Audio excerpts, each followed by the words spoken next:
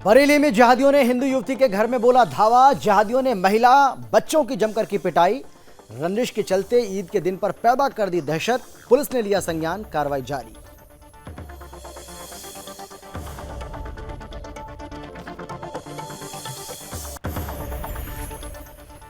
चंदौली में कांवड़ यात्रा को लेकर प्रशासन हुआ अलर्ट। आगामी त्योहारों को लेकर डीएम एसपी ने की बैठक। आपत्तिजनक पोस्ट, भ्रामक टिप्पणी पर होगी कार्रवाई। ईद को शांतिपूर्वक ढंग से मनाने की अपील।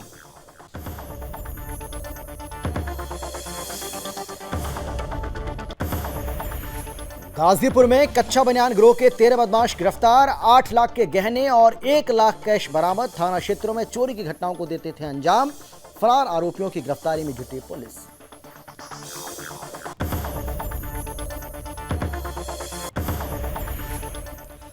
दिल्ली के साक्षी हत्याकांड जैसी वारदात करने की धमकी। कानपुर में आरोपी ने पीड़ित को अगवा करने की कोशिश की। पुलिस ने आरोपी को किया गिरफ्तार। मामला दर्ज, कार्रवाई जारी। और केंद्रीय गृह मंत्री अमित शाह का बिहार दौरा। लखीसराय में अमित शाह ने भरी हुंकार। इंदिरा लालू के विरोधी पलटू राम नीतीश कुमार फिर कांग्रेस आरजेडी के साथ। अमित शाह बोले 20 साल से लॉन्च हो रहे हैं राहुल।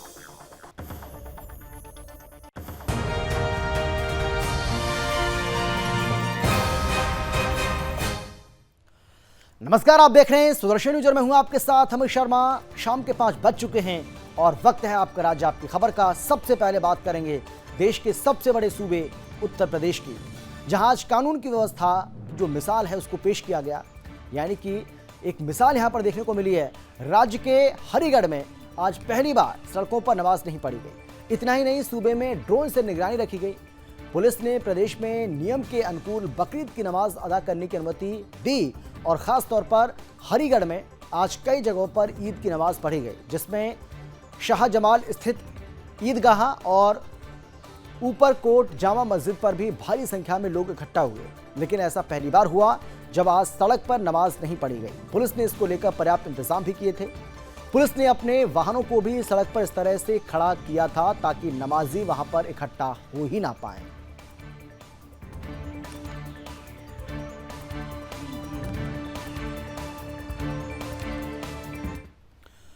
और अब खबर है यूपी के बरेली से, जहां पुरानी रंजिश के चलते जिहादियों ने हिंदू युवती के घर में धावा बोल दिया।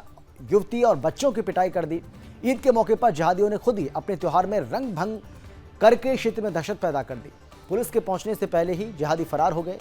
दरअसल बरेली के थाना कोतवाली आंवला क्षेत्र के प्रगति नगर निवासी रजनीपाल का पूर्व में वहीं की उस्मान सैफी, अमन सैफी, आना सैफी और राशिद के साथ किसी बात को लेकर कहासुनी हुई थी, जिसको लेकर दोनों पक्ष में तनातनी चल रही थी। और इसी बात को लेकर जिहादियों ने अपने गुंडे के साथ एक हिंदू महिला के घर में धारदार हथियार और तमंचे हाथ में लेकर लहराते हुए हमला बोल दिया।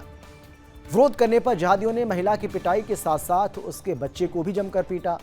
वहीं स्थानीय निवासियों ने मामले की सूचना थाना आंवला पुलिस को दी है और पुलिस ने महिला की तहरीर पर जिहादियों की गिरफ्तारी के लिए ताबड़तोड़ दबिश दी है।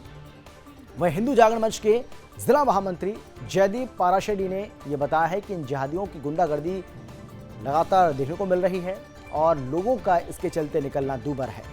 आए दिन इनका किसी न किसी बात को लेकर झगड़ा आम बात है, जिसके चलते उन्होंने एसपी ग्रामीण को भी इसके लिए लिखित में शिकायत दी है ताकि इन पर लगाम लग सके।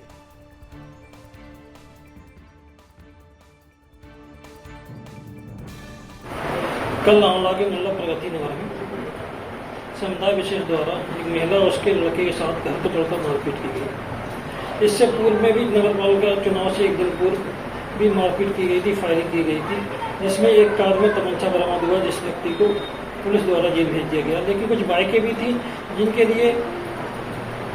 जिन पर कोई कार्रवाई नहीं हुई। और करीब 3 महीने पहले उस्मान, अनस और करीब 2-4 लड़कों ने मेरे बेटे को घेरा, मारा। मैंने कंप्लेंट करी, चौकी पर कोई कार्रवाई नहीं हुई। हमने कहा बच्चों की लड़ाई है, कोई बात नहीं है। अभी ये 26 तारीख को मेरे बेटे को यहाँ घेरा, उसको मारा। मैं शिकायत लेके पहुँची हूँ तो उसकी माँ उस्मान की और इन लोगों ने लाठी डंडे लेके इन लोगों ने हमला मुझको किया। वहाँ से मैंने कहा गाली गलौज गंदी गाली दी इन लोगों ने, हम चले आए घर पे। फिर इसको बाद रात में इन लोगों ने रेकी करी, उसकी भी मैंने कंप्लेंट करी थी इंस्पेक्टर साहब से, आंवला इंस्पेक्टर साहब से। तो उन्होंने पता नहीं कार्रवाई करी, कुछ कार्रवाई नहीं करी। कल उनकी इतनी हिम्मत पड़ गई कि मैं दरवाजे पर बैठी थी, आते ही 25-30 लड़कों ने मेरे ऊपर हमला कर दिया। बाइक सवार थे सारे, और सबके हाथों में तमंचे, तलवार, लाठियाँ सब थी और मुंह बांध रखे। यूपी के चंदौली जिले में जिलाधिकारी निखिल टीकाराम फुंडे और पुलिस अधीक्षक अंकुर अग्रवाल की अध्यक्षता में कांवड़ यात्रा बकरीद के पर्व को सकुशल और शांतिपूर्ण ढंग से संपन्न कराने के लिए सांप्रदायिक सद्भाव बनाए रखने के संबंध में बैठक ली गई। इस मौके पर जिलाधिकारी ने सभी संबंधित अधिकारियों को निर्देश भी जारी किए कि कांवड़ यात्रा और ईद को शांतिपूर्वक ढंग से मनाया जाए। उन्होंने कहा कि कांवड़ यात्रा आने से पहले सभी व्यवस्थाओं को पूर्ण कर लिया जाए। जिन रास्तों से कांवड़ यात्रा निकलती है उन रास्तों में जलभराव और गड्ढे हों तो उन्हें ठीक करा लिया जाए। पर्याप्त रोशनी की व्यवस्था सुनिश्चित हो। प्रशासन द्वारा जगह जगह पर प्रथम उपचार शौचालय सहित अन्य स्टॉलों को लगाया जाना भी सुनिश्चित किया जाए। उन्होंने अधिकारियों को निर्देश भी दिए हैं कि कांवड़ यात्रा के दिन डीजे को तेज ध्वनि में ना बजने दिया जाए और किसी प्रकार की अफवाह पर ध्यान ना दिया जाए। उन्होंने निर्देश जारी किए कि बकरीद के दिन खुले और सार्वजनिक स्थलों पर कुर्बानी ना दी जाए। देखिए, आप सभी जानते हैं कि 29 तारीख को बकरीद का त्यौहार मनाया जाएगा। शासन द्वारा एवं पुलिस मुख्यालय द्वारा निर्देश जारी कर दिए गए हैं। इसमें माननीय मुख्यमंत्री जी द्वारा भी बैठक ली गई है, सभी सीनियर अधिकारियों द्वारा भी बैठक ली गई है। सभी को अवगत करा दिया गया है कि जो पब्लिक प्लेसेस हैं उस पर नमाज ना पढ़ें। कोई किसी का भी आगमन सड़क के ऊपर उसमें किसी को रोकने की दिक्कत ना हो, ट्रैफिक सुचारू रूप से चलता रहे। इन सभी चीज़ों को लेकर हमारे द्वारा और डीएम साहब द्वारा पहले भी बैठक की गई थी, आज दोबारा से बैठक की गई और बताया भी गया है। इसी के साथ साथ हमारी जो जोनल और सेक्टर स्कीम है सुरक्षा की दृष्टिगत वो। यूपी के गाजीपुर जिले में पुलिस ने कच्चा बनियान गिरोह के 13 आरोपियों को गिरफ्तार किया है। इनमें 6 महिलाएं शामिल हैं। आरोपियों के पास से चोरी के 8 लाख के आभूषण और लगभग 1 लाख रुपए की बरामदगी हुई है। तमंचा कारतूस भी बरामद किए गए हैं। वहीं एसपी ओमिर सिंह ने बताया है कि पकड़े गए कच्चा बनियान गिरोह के सदस्य जिले के विभिन्न थाना क्षेत्रों में चोरी की घटनाओं को अंजाम दे चुके हैं। दुल्होपुर और सैदपुर सहित विभिन्न इलाकों में लगातार चोरी की घटनाएं हो रही थीं। कच्चा बनियान गिरोह के सक्रिय होने की जानकारी पुलिस टीम सतर्क थी। पकड़े गए बदमाशों में 13 बिहार के रहने वाले हैं, जबकि एक स्वर्णकार कारोबारी मऊ जनपद का है जो इन डकैतों से लूट का माल खरीदता था। दरअसल जनपद में चोरी की वारदातों ने पुलिस की नींद को उड़ा रखा था। पुलिस को इन शातिर बदमाशों की काफी समय से तलाश थी। पुलिस ने बदमाशों को बहलोलपुर जुझारूपुर बॉर्डर से गिरफ्तार किया। वहीं कुछ फरार अभियुक्तों की गिरफ्तारी के लिए पुलिस टीम लगी हुई है। बहुत ही शातिर किस्म से ये इन सब घटनाओं को अंजाम देते हैं और इस समय भी जो इस गैंग से खुली है करीब मऊ जनपद की और जनपद गाजीपुर की 11 घटनाओं का पर्दाफाश हुआ है। बहुत सी घटनाएं ऐसी भी हैं जो इन्होंने बताई हैं लेकिन इन्हें सही स्थान को नहीं बता पा रहे हैं और इनसे भारी। उत्तर प्रदेश के कानपुर में दबंग युवक ने एक लड़की को दिल्ली के साक्ष्य हत्याकांड जैसी वारदात करने की धमकी दी है। इसके बाद लड़की को जबरन अपने साथ ले जाने की कोशिश करने लगा। इस घटना का सीसीटीवी कैमरे ये जो घटना है वो सीसीटीवी कैमरे में कैद हो गई और इसका वीडियो भी सामने आया है। पीड़िता के तहरीर पर पुलिस ने आरोपी युवक को गिरफ्तार कर लिया है। दरअसल ये मामला किदवई नगर थाना क्षेत्र के अंबेडकर नगर का है। यहाँ की रहने वाली कशिश दिवाकर ने थाने में तहरीर दी है जिसमें उसने दबंग युवक ध्रुव गौतम पर गंभीर आरोप लगाए हैं। तहरीर के अनुसार आरोपी ध्रुव उसे जान से मारने की धमकी दी है। साथ ही उसके साथ दिल्ली की साक्षी हत्याकांड जैसी वारदात करने की बात भी कही। पीड़िता ने बताया कि पहले वो ध्रुव गौतम से फोन पर बात करती थी। उसे जैसे ही जानकारी हुई कि ध्रुव उसके अलावा किसी और लड़की से भी बात करता है तो वो ध्रुव से बात करना बंद कर चुकी है।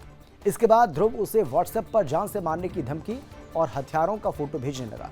फिलहाल सीसीटीवी फुटेज और पीड़िता के बयान के बाद पुलिस ने मारपीट की धाराओं में एफआईआर दर्ज की है और आगे की कार्रवाई कर रही है। हाँ, कल किदवई नगर में लाल कॉलोनी से सोशल मीडिया के थ्रू एक मामला पुलिस के संज्ञान में आया जिसमें जांच की गई तो पाया गया कि उक्त लड़की और लड़का पहले जो है कर्नलगंज में रहते थे, वहीं से इन दोनों की कोई बातचीत थी। और चलिए अब खबर आपको बताते हैं मथुरा से। यूपी के मथुरा की खबर है जहां गोवर्धन में 8 दिनों तक भक्तों का सैलाब उमड़ेगा। यहां गुरु पूर्णिमा के अवसर पर करोड़ों की संख्या में श्रद्धालु पहुंचेंगे और गोवर्धन महाराज की 21 किलोमीटर की परिक्रमा करेंगे। दरअसल पूर्णिमा के अवसर पर यहां मुड़िया मेला का आयोजन किया जाता है। इस बार गोवर्धन का मुड़िया मेला 4 जुलाई तक चलेगा। मेले के दौरान आने वाले श्रद्धालुओं को कोई भी परेशानी का सामना ना करना पड़े, इसके लिए प्रशासन ने सुरक्षा के कड़े इंतजाम किए हैं और मेला क्षेत्र में 9 सुपर जोन और 62 सेक्टरों में बांटकर सभी जोनल और सेक्टर में मजिस्ट्रेट की ड्यूटी लगा दी गई है। गौरतलब है कि गोवर्धन में एकादशी से पूर्णिमा तक भक्त परिक्रमा देने आते हैं। यहाँ गुरु पूर्णिमा के अवसर पर लगने वाले मेले में भक्तों की भीड़ कई गुना बढ़ जाती है। वहीं गोवर्धन में मुड़िया मेला को लेकर मंदिरों को रंग बिरंगी लाइटों से सजाया गया है। यहाँ मंदिरों की सजावट श्रद्धालुओं को अपनी ओर आकर्षित करती नजर आ रही है।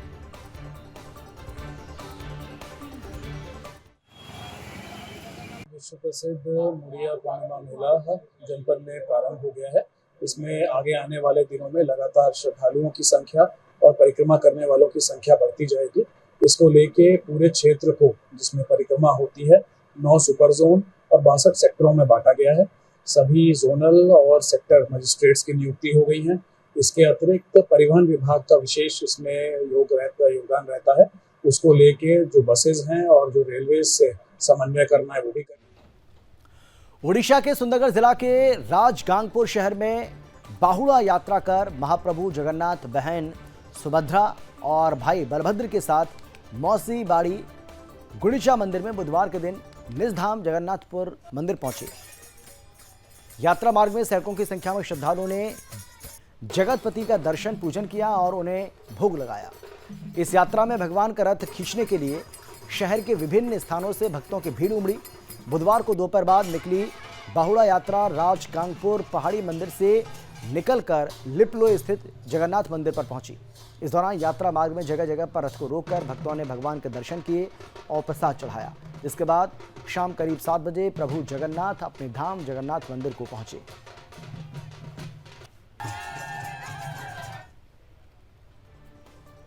असम में पावरलूम के मेखेला चादर की बिक्री पर रोक हट गई है। आपको बता दें कि असम में मेखला चादर की बिक्री को लेकर व्यापारियों और दुकानदारों के बीच में बनी असमंजस के माहौल पर गुवाहाटी उच्च न्यायालय ने एक सकारात्मक फैसला लिया है, जिससे व्यापारियों और दुकानदारों के बीच खुशी का माहौल देखने को मिल रहा है। असम सरकार के हथकरघा और कपड़ा निदेशक ने मेखला चादर, डोखना और गामोछा आदि पावरलूम उत्पादों को जब्त करने के लिए निर्देश जारी किया। वहीं मेखला चादर, डोखना की बिक्री पर प्रतिबंध ने व्यापारियों और उपभोक्ताओं दोनों के मन में असमंजस की स्थिति पैदा कर दी। कई व्यापारिक संगठनों ने इस आदेश के खिलाफ कड़ा विरोध दर्ज कराया। विभिन्न सरकारी अधिकारियों और विभिन्न विभागों को कई ज्ञापन भी सौंपे गए। इस बीच इस निर्देश को चुनौती देते हुए व्यक्तिगत तौर पर गुवाहाटी उच्च न्यायालय में कई रिट याचिकाएं दायर की गई, जिसको लेकर अब गुवाहाटी उच्च न्यायालय ने 26 जून को अपने एक फैसले में कहा कि मेखला चादर सिंथेटिक धागे या किसी सिंथेटिक धागे के साथ सूती धागे और रेशमी धागे के मिश्रण से निर्मित की जाती है।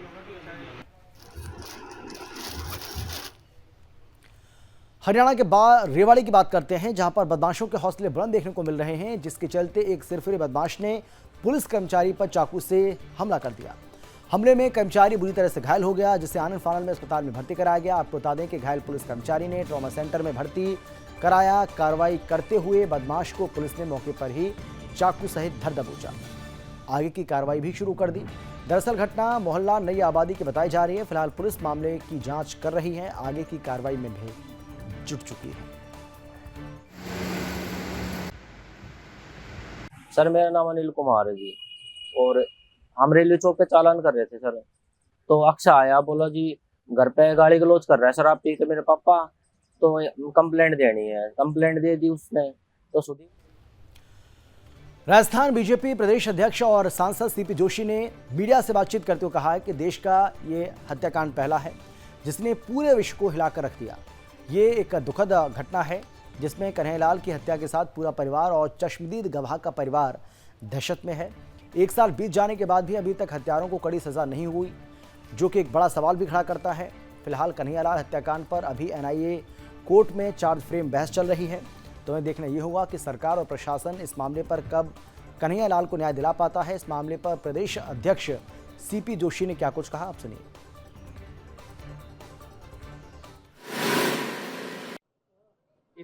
सबसे बड़ी बात है कि जिस गली में अपराध हुआ उस गली में आज भी सुनापन है, लोगों में डर का साया है।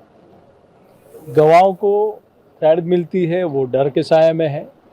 जिन अपराधियों को जिन युवा साथियों ने पकड़ा और पुलिस को सौंपा, उनको थ्रेट मिलती है, उनको चेतावनी मिलती है।